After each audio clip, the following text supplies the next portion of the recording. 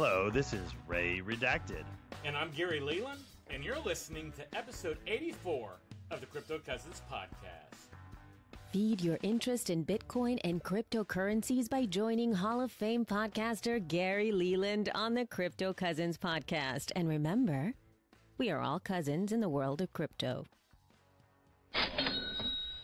This week's price of Bitcoin.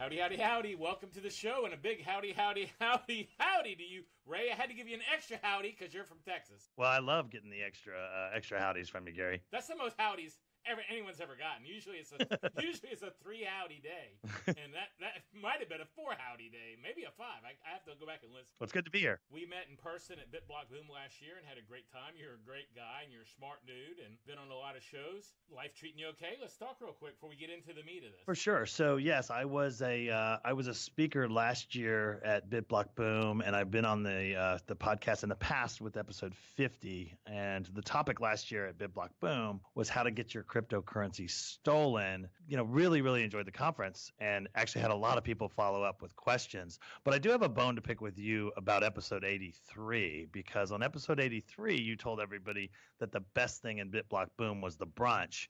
And as a speaker, I'm going to tell you I was a little bit offended by not being the best thing about the show. Well, I can understand that completely. I was going to say that I was the best thing. Unlike you, I'm willing to admit I'm not the best thing. But the brunch was a great time.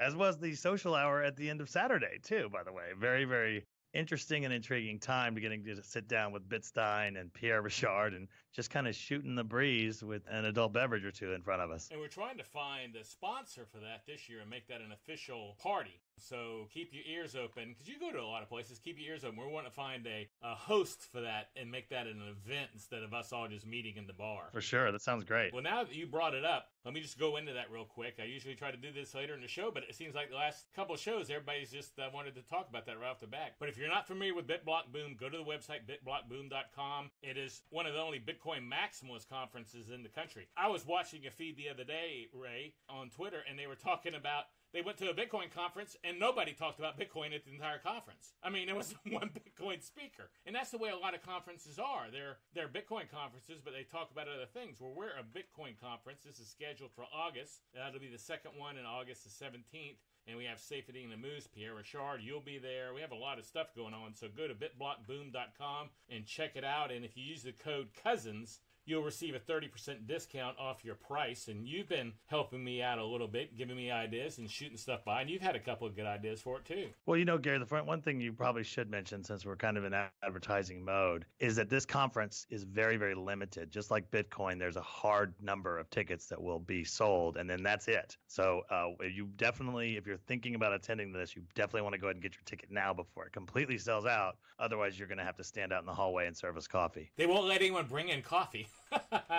Oh, we have to buy it from them, so they won't even be able to do that. I think in Orlando this year at another conference I own, we'll have 3,000 people. And man, that's a nightmare. People come, they really get to see a lot of people, but they don't really get close to a lot of people. But with our hard cap of 125, you really get close. Let's face it, everybody who spoke was in the audience all day. You didn't need to ask questions from the stage. You could just go up to them and ask your questions. For sure, absolutely, and that continued throughout the entire day, even in the exhibitor area where you had some folks from the mining industry, and there's a couple other sponsors that were out there. There was a lot of casual conversations going on, which is generally the best part of conferences, by the way. Well, this year we have a same hotel, but we have it upstairs, which is a much better networking area. Much bigger than that little area we had last year. So I think that's going to be a win-win deal for everybody. And I think we're going to have 2 screens this year, one on each side of the stage. It's going to be a little bit better production this year. Fantastic. So I'm really kind of excited about it, to be honest with you. I think it was just such a blast last year. I mean, maybe that's why I'm excited. I had such a good time. For sure. Yeah, so let's get into security here, though. First, give everybody a short bio for those who may not have listened to episode 50. So we can know that you're just not some bozo that I found on the side of the road. So, yes, in my day job, in the daytime, I am a technologist and a security researcher at a company that provides global connectivity, wide area network connectivity, and cybersecurity managed detection and response for companies all over the world, primarily in the global 2000. So I spent a lot of my time working with enterprises from just about every single industry about protecting their assets. And that includes protecting your assets from hackers, from nation states, from script kiddies, from insider threats, from outsider threats, from disgruntled employees, side-gruntled employees, you name it. That's sort of a big part of what I do in the daytime. We actually do managed services, including penetration testing, which is really cool, where the company pays you to hack them. So I learn a lot of things about vulnerabilities kind of that way. But the thing that I'm the most proud about my resume is that I also periodically file security briefs with the award-winning podcast Crypto Cousins. I believe I've filed 3 or 4 of those this season. So you may know me from that particular venue as well. Well, you have, and that's going to grow. We're going to add 2 or 3 more podcasts to the network. So we're basically going to end up with a network. Well, sure. So the thing that kind of brought me into the cryptocurrency world is I do know quite a bit about cryptography as well as operational security and informational security. Those are terms that are often called OPSEC and InfoSec. And in the process, I kind of came across some opportunity to somewhat bridge the gap between crypto assets and InfoSec, because whether we like it or not, the InfoSec community somewhat looks down their nose at a lot of what they consider to be Bitcoin speculation or, kind of pump and dump type things. And then many people in the cryptocurrency world kind of look down their nose at traditional InfoSec. So I'm hoping to bridge the gap between traditional InfoSec and, the cryptocurrency world, because we do have some amazing people with cryptography backgrounds in the industry, but we don't necessarily spend enough time doing education around how to protect your assets. And kind of when we onboard people, I know you had Taylor Monahan on in episode 81 or so, a few episodes ago. That company does quite a bit for education, and I know Binance does a little, but there's a lot more to be made to kind of bridge those gaps between InfoSec and cryptocurrencies. So now I do actually do a lot of public speaking around the world, actually, at a lot of hacker conferences, including like DEF CON and Black Hat. As a matter of fact, in August, there's a 9-day period in August that's called Hacker Summer Camp, because in Las Vegas, they have an event called B-Sides, an event called the Diana Initiative, Black Hat, and DEF CON are all back-to-back, okay? And I did have to check to make sure that Hacker Summer Camp wasn't going to conflict with BitBlock Boom this year, but we're totally good. Not only is it not overlapping, but we'll have 5 or 6 days to recover from Hacker Summer Camp before we get into BitBlock Boom as well. Well, thank God.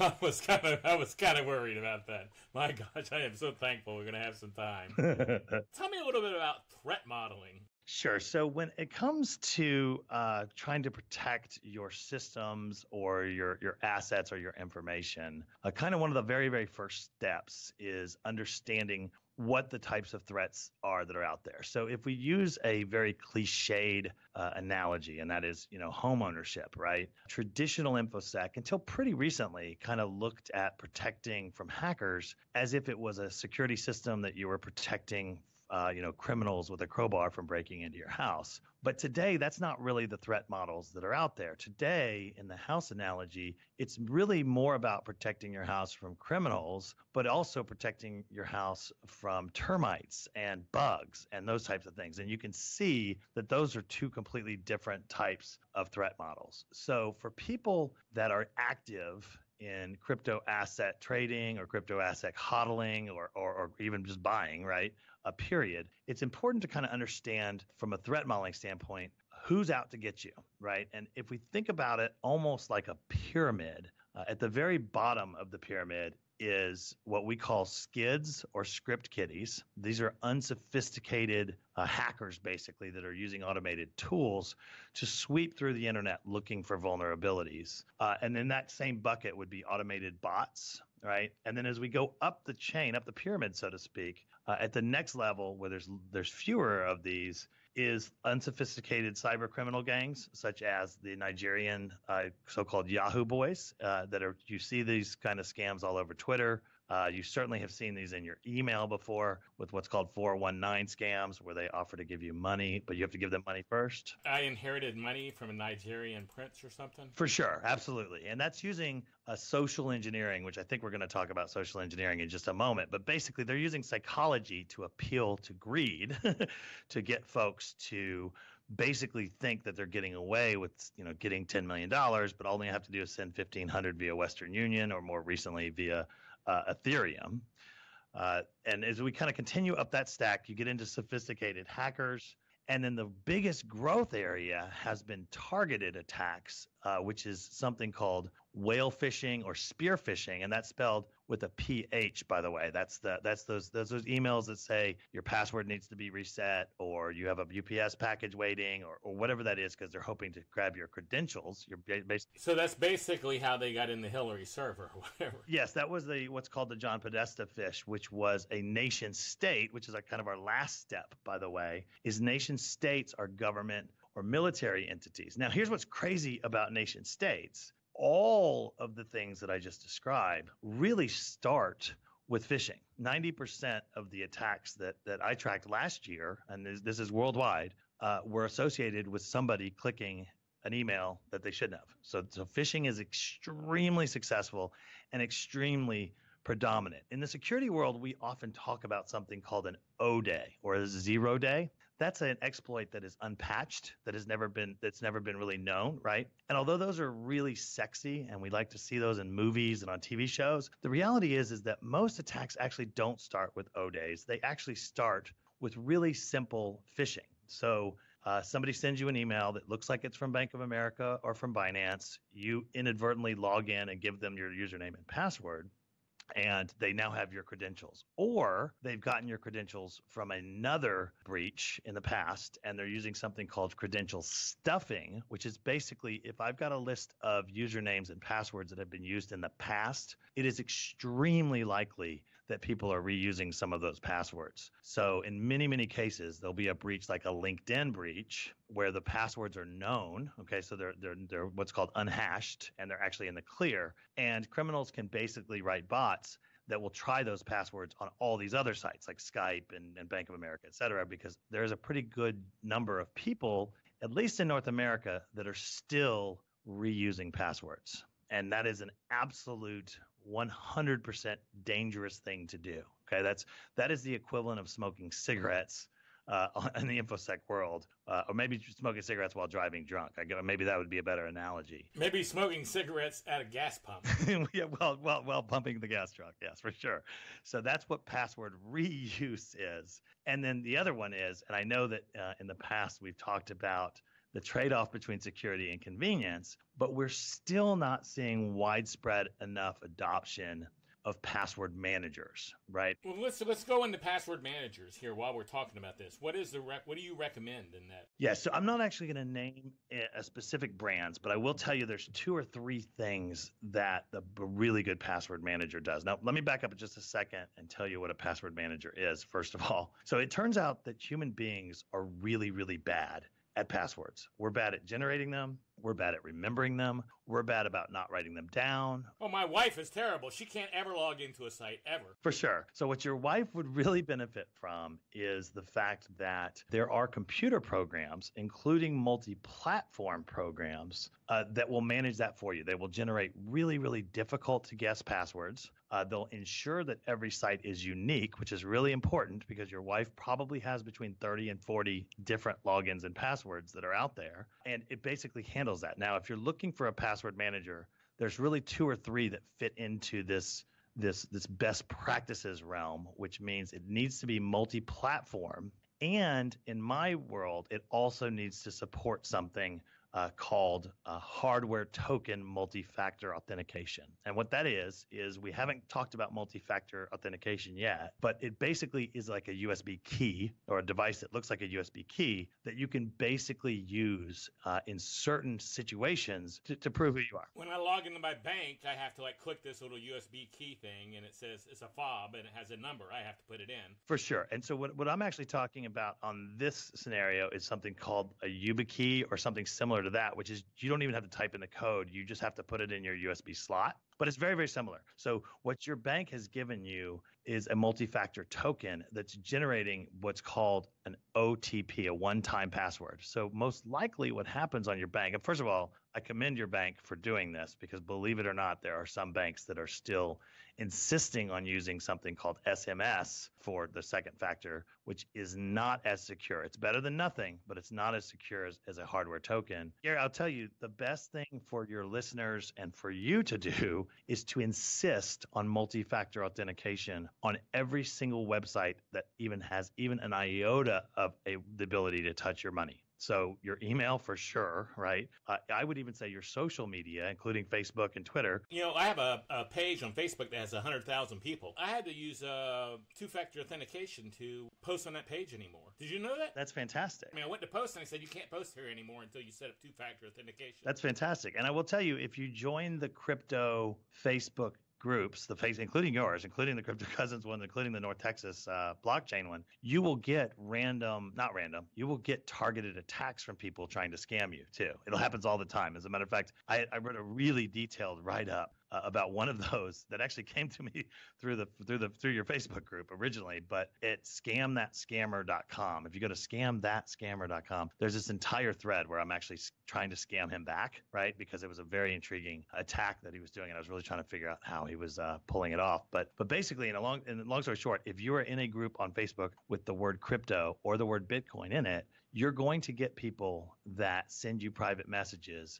and they're typically very, very attractive females, at least quote unquote very attractive females. I have a ton of those from like North Africa and stuff wanting to be my friends, or wanting you to invest in their business or something along those lines, right? In the case of the one that I wrote about at Scam That Scammer, he actually set me up with a Bitcoin blockchain wallet, gave me the username and password, and then asked me to change the password. And I changed the password, wondering how in the heck is this guy scamming it? And it turns out that he had the seed phrase. So he had the BIP39 seed phrase and was just waiting until I started using the wallet, because of course you can empty that out if you have the seed phrase, right? So, but at any rate, so we're talking about the multi-factor authentication side. So from a password manager standpoint, you want a password manager that can run on your mobile device and your laptop, the same password manager, and also can support that hardware multi-factor authentication. If you enable a password manager and you turn on multi-factor authentication on your cryptocurrency sites, you will eliminate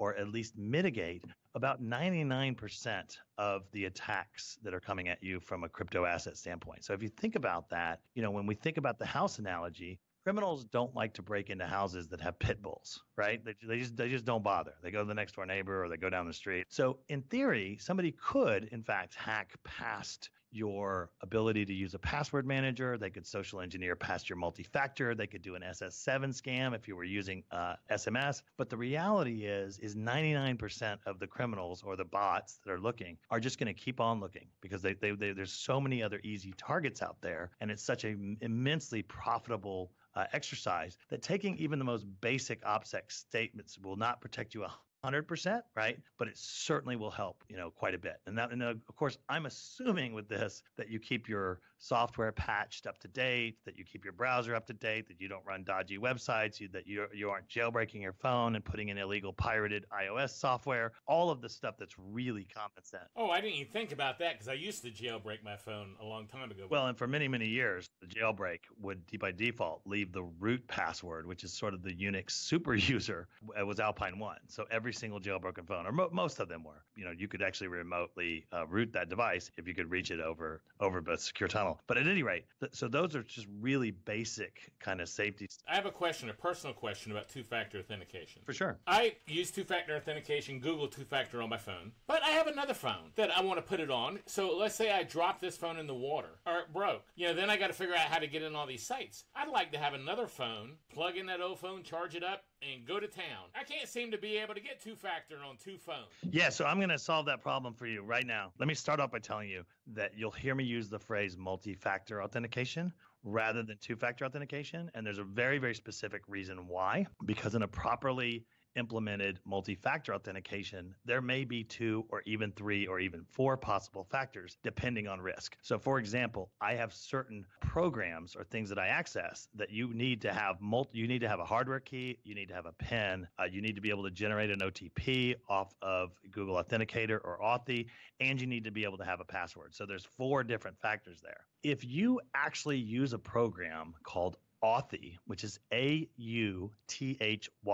you can do something where you enable on any site that supports Google Authenticator, even if it doesn't say it supports Authy, you can enable Authy to use those QR codes on multiple devices. And what I recommend you do is take an old phone. It could be an old Android phone. It could be an old iOS phone. It could even be an Apple Watch, and run parallel those multiple devices for all of your multi-factor authentications, and then air gap that old phone. So what you're going to do is you're going to install Authy on both devices. You're going to set it up for all of your cryptocurrency sites and your Google and your Facebook and your Twitter. And then you're going to take that device and you're going to disconnect it from the internet, and you're never going to connect it to the internet again. So it's never, ever going to be on there again. The second device. That's correct. It could be a third device. You could put one in a social safety deposit box, et cetera. So what Authy does is it supports multiple devices, including your laptop and your mobile phone. But then once you have it completely set up, you can turn off multiple devices access and it will continue to work. So what happens is you're turning off the ability to add new devices because you have a solid one that you're using all the time, and you have one that you've got air gapped in a way. Now, if you lose both of them, if your house burns down or something, there is a way. It's a huge pain to do it, but there is a way to recover some of those. But one of the number one complaints I get from people that are Android users is they do the right thing and set up their Google Authenticator for the websites because they don't really know about Authy. And then they go get a new phone and totally forget before they wipe their old phone that they need to get that moved over, right? That migration step is extremely important. And and that took a while to do. And of course, Google makes it a little bit difficult to do because they don't want SS7 type attacks. The SS7 attack is when you walk into, when a criminal walks into a T-Mobile or AT&T store and is able to hijack your identity by saying, I'm Gary Leland. And I'll tell you, last year, as part of a research project, I did this. I tried to basically scam my own SIM on multiple vendors, multiple carriers. And I was able to actually do it on one of the carriers with no ID at all, just by talking, just by knowing my street address, which is public information. And on another, I was able to do it with just a simple photoshopped water bill. So I just generated a water bill that said the city that I live in and the address and said, no, this is me. And sure enough, the guy in that particular store said, okay, well, here you go. And they ported me to a new SIM, and et cetera. Oh, wow. Most people are very much unaware that based on basically what they put on Facebook and on Twitter and just kind of out there in the general audience, someone can build a very, very large profile on you. And one of the biggest criticisms that I have about certain security practices in North America with the credit agencies is they're still using something called KBA, which is knowledge-based authentication. And we've all seen this before. You go to apply for credit and they say, which of the following streets did you live on in the past? Okay, well, that's OSINT. Anyone can look that up, right? Or they say, what was your high school mascot? Well, that's also OSINT. Anyone can look that up, right? What year car did you, or which of the following cars did you have? All of that knowledge-based authentication is completely dangerous because there are companies out there that you can pay that will build a huge profile about someone based on their LinkedIn, based on their tweets, based on their Facebook, and you can get a pretty decent dossier for under $20 on just about anybody. And those knowledge-based authentication pass questions are particularly, kind of dangerous because a lot of that information you can find out, like mother's maiden name or sister's middle name or whatever those are, that's there. So that's a little bit dangerous. But in general, we want to make sure that we're very careful about how much information we're willingly and purposely giving out, because a lot of folks just kind of throw their hands up in the air and say, okay, so why even bother? A lot of millennials will say, why even try to have privacy? But that's really the wrong way to approach it. A lot of folks would see that and say, there's nothing I can do to protect myself from hackers. Therefore, why should I even try? There's no such concept of privacy. Facebook and Google know everything about me anyway, so why do I even bother? But that's akin to leaving your doors open at your house, right? Just because a very, very skilled criminal could break in doesn't necessarily mean that you want to invite the local script kiddies to come on in and take your beer. The best thing you can possibly do for yourself is to use a password manager, enable multi-factor authentication, and then have what's called situational awareness. You basically need to be paying attention to the fact that if you're at a cryptocurrency conference, including BitBlockBoom, there are certain people that would very, very much like to grab your usernames and passwords. The cryptocurrency conferences, by definition, are a watering hole. And a watering hole is a security term for a place where you know that there's attractive prey to be had, right?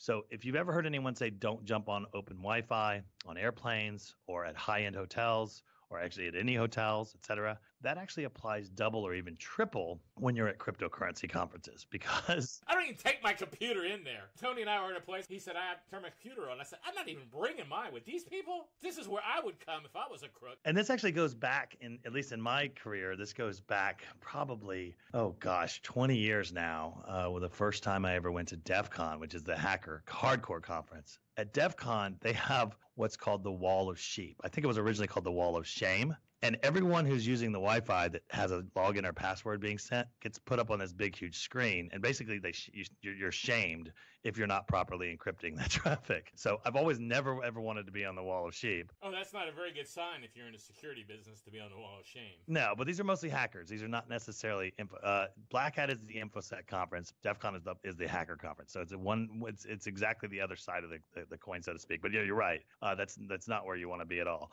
So, for example, you can do things to mitigate that too. I mean, one of the biggest questions that we get oftentimes online from people that are trying to protect themselves on Wi-Fi is, should I use a VPN? And the answer is perhaps, because in many, many cases, using a properly configured VPN client can protect you from the vast majority of spoofing attacks on Wi-Fi. However, a lot of people kind of take that to an extreme. And so what they end up doing is they end up signing a contract with a shady Russian VPN company that takes Bitcoin only and says they don't log. And all you're really doing there is basically moving trust from the hotel Wi-Fi to this shady operator in Russia. So it is very important to understand that the VPN provider that you choose needs to be somebody that's reputable. And depending on your threat profile, your threat matrix, being in North America might not necessarily be a good thing or a bad thing, right? So in my case, I'm going to use a North American VPN provider every time because we have certain legal protections and regulatory protections around that. A lot of your European listeners would probably prefer a European one because they're protected under GDPR, et cetera, that's out there. So that is an important decision. And what I usually tell when people say, can you recommend a good VPN provider, is anyone who has 5 stars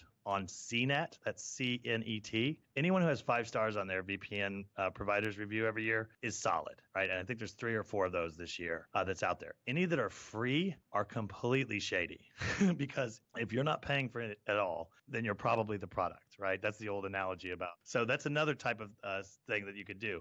But one of the most important things to be aware of is if you decide that you're going to use a VPN and if you decide that you're going to do certain things to protect your keys, then it's important to be consistent about that. So just because you're in the Seattle airport and you really need to get on the Wi-Fi and there's a place called free Wi-Fi, but your VPN client won't connect on it, doesn't mean that you can just ignore that fact, because it might be, that might be the one time that you really wish that you had just gone ahead and forgone the free Wi-Fi there. Another type of trick that you can do is having unique logins to your sites. Because credential stuffing has become such a big thing this year, if you have unique logins to Binance versus Coinbase or versus Gemini, that's one less thing that you can be credential stuffed on. And what that really means is having unique email addresses, because most places use your email address, right? And if you're a Gmail user, all you have to do is, if your username is Gary@gmail.com, which I know it's not, so please don't be trying to fish Gary@gmail.com. There's some guy Gary out there that's going to get hit with all kinds of phishing emails today. But you can actually just put Gary plus Binance, for example, as your login,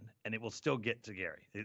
Gmail ignores everything after the plus, right? They also ignore periods if you put 2 or 3 periods after it, et cetera. So that's one of those tricks you can do to kind of reduce your exposure, so to speak. Another one is, and this is one that I see from time to time on Twitter, but not so much recently, but you really don't want to publicly disclose your wallet address. Okay, so when someone says, I earned 100 Bitcoin last year and I'm giving away 1 today to whoever retweets this and puts their address, there will be 100 people that will post their public address. You really don't want to do that because remember, the blockchain is immutable. And if somebody can build a profile based on your wallet address, they'll know who you sent and received to. And it's very, very easy for them to build a profile of who you're connected to, who you're buying and selling from, a lot of these scenarios. So always be aware that Bitcoin is not anonymous, right? It is a decentralized, it's censorship resistant, but it is not necessarily meant so that no one would ever be able to connect you to your Bitcoin address. Hey, I'm going to do something. I'm going to flip the tables on you a little bit because I do want to talk about BitBlockBoom again. So one of the things that we didn't really mention at the top of the podcast is we're going to have some crazy, cool, neat stuff going on at BitBlockBoom. Besides just, straight keynotes, which the keynotes are going to be awesome too. We're also going to have what I can't quite figure out the name of yet, but it's either the Bitcoin battles or the Crypto Cousin confrontations or, something similarly alliterative. These are going to be debates. Okay. So you said it's a Bitcoin maximalism conference. Safadino Moose. I never can quite say that name, and neither can I say Andreas Antonopoulos, but you can always say that one. But he, of course, premiered his very, very famous and really good book last year, the Bitcoin Standard, right? So it kind of premiered last year. So we're going to be doing some debates, including some of the points in the Bitcoin Standard as well. So we'll have some people on stage and that are actually going to argue some of these points out. We're also going to be talking a little bit about information security and operational security. So if you're thinking about coming to this conference and you're thinking, wow, I don't know if I can sit through 8 keynotes in a row of exactly the same content. First of all, they are extremely different content. There was really wide variety of different content last year. And second of all, we're going to break it up with some panels and funds and games and everything like that. Oh, while I'm thinking about it, Ray, I forgot to mention earlier, if anyone is thinking about coming to help you out, if they use the word cousins, COUSINS at checkout, they'll save 30%.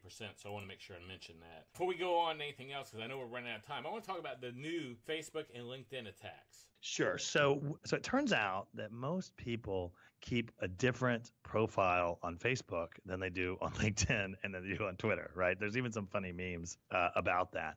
But there are entire groups of people that can basically, using a combination of those three, derive certain pieces of information. If you've ever seen the television show Mr. Robot, which I highly recommend, it's the most accurate hacker show that's ever been on television. But one of the attacks that he does in Mr. Robot is he wants to know what someone's favorite baseball team was and what year they were born, because he's going to put that into his brute force password attacker so that it's Yankees 68 or whatever that is one of the possibilities, right? Well, because of the fact that most people are providing different information to Facebook versus LinkedIn, there's an entire group of threat actors that are combining those two together to come up with a very, very sophisticated spear phishing attack so that it really does look like it is someone you know. So, for example, one of the most common ones on LinkedIn this week and last week, is it's a recruiter that's reaching out to you with a phenomenal job opportunity, right? This crazy good opportunity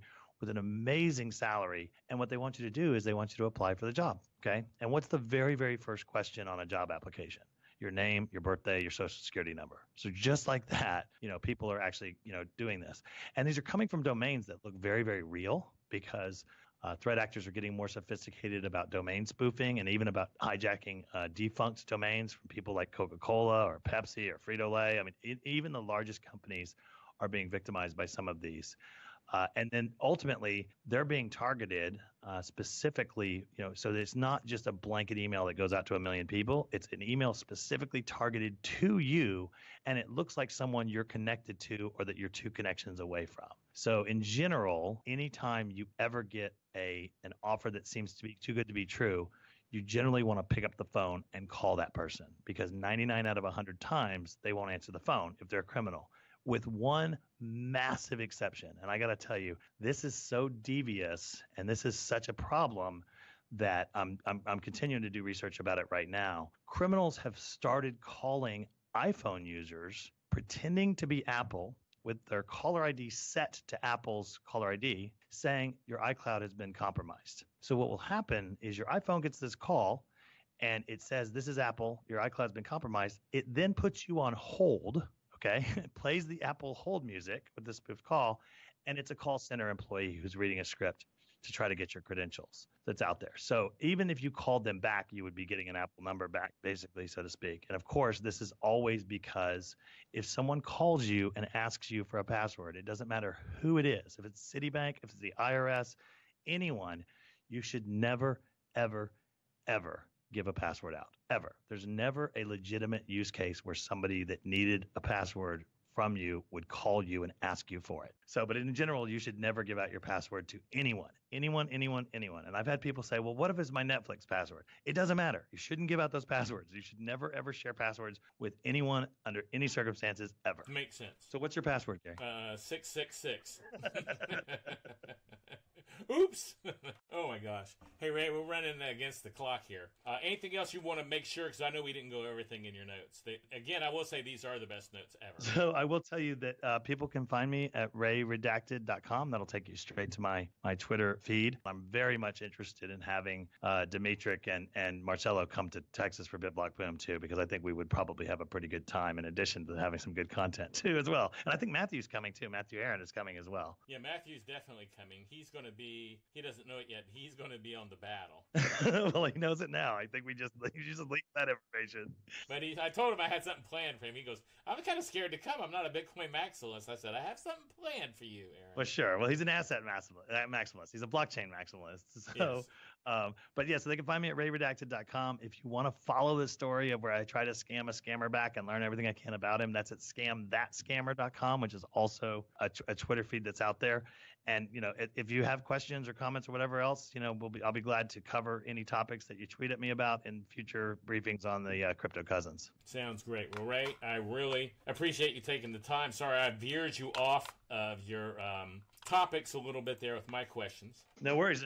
And we will see everybody on August 17th, right? August 16th. And before we go, we went over, but there's a couple things I do want to find out. Let's do these real quick. What's your favorite book? Okay, so I'm going to give you book recommendations that are not cryptocurrency books. Marcus Carey has just written a book called Tribe of Hackers. That's Carey. And Tribe of Hackers is basically an encyclopedia full of famous or infamous hackers telling their story and about how they got into InfoSec. That's Tribe of Hackers. I also would be remiss if I don't recommend Kim Zetter's book, Countdown to Zero Day, which is about Stuxnet, the first ever cyber weapon. And Kim Zetter's book, Countdown to Zero Day, is also really, really good. So those are my two book recommendations, and neither one of them are about Bitcoin. Okay, that's great. What's your favorite quote? Oh, boy, there's so many. Oh, and I really should have prepared for this one. I guess I'll just stick with never, never, never, never, never, never quit. How about that one? That's Winston Churchill, right? Sounds good. Favorite crypto resource? Yeah, so there's a lot of them. I'm actually very pleasantly surprised by the onboarding tutorials from mycrypto.com, which is Taylor Monahan's company, as well as Binance. Binance has some great tutorials. I just recently learned about Andreas Antonopoulos' basically entire college courses that he's made free as well. So I think that's probably a really good start. I know you've had him on the podcast a few times, and he is just an extremely compelling and interesting speaker to hear talk. So I would recommend him as well. Well, what is your favorite advice, your number one advice you'd give a crypto newbie? I would say ask questions more than necessarily, ask as many questions as you possibly can. And always, always, always send a tiny amount before you send the big amount, because so many people have tried to transfer between wallets or to places without doing just a tiny little transfer first. And that will alleviate a lot of the stress and what I call the pucker factor when you're waiting for the confirmations to come through. I really appreciate you coming on this show, and I look forward to talking to you. We need to get together in person and meet at that happy hour bar for the BitBlock Boom happy hour and check it out.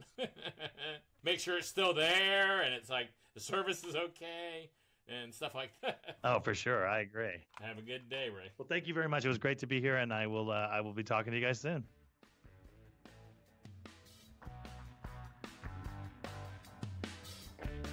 I hope you enjoyed today's show. A big thank you to all the cousins out there that are showing their support by donating, subscribing, and leaving great reviews on iTunes. All of those things help more than you realize. Now, you can subscribe almost anywhere podcasts are available by going to CryptoCousins.com/subscribe. Call me with your comments or questions at 747-777-9471. Or you can email me at TheCryptoCousins@gmail.com, and I'll try to use these on future episodes. Please take a peek at the 4-Minute Crypto Show, which is produced every weekday and located at 4minutecrypto.com. It's the place to get your daily dose of crypto news, and as always, 4 minutes or less. And one last thing, please take a look at my new website, Crypto Crybaby. This website is for the true crypto fan and sells Bitcoin and crypto gear like t-shirts, caps, and so much more. Take a look at CryptoCrybaby.com today. Thanks again for listening. Love you guys. Thanks for listening to the Crypto Cousins podcast. Please share the show with your friends. They can subscribe by going to cryptocousins.com/subscribe. And if you want to know more about Gary, just go to GaryLeland.com. Make sure and join Gary and all the Crypto Cousins every week for a new episode of the Crypto Cousins podcast. The Crypto Cousins podcast and the information included in the podcast are not intended as investment advice. Investing in any cryptocurrency is risky, and you should never invest more than you can afford to lose. Always seek professional advice before investing in any cryptocurrency. Please understand, you are using any and all information from the Crypto Cousins at your own risk.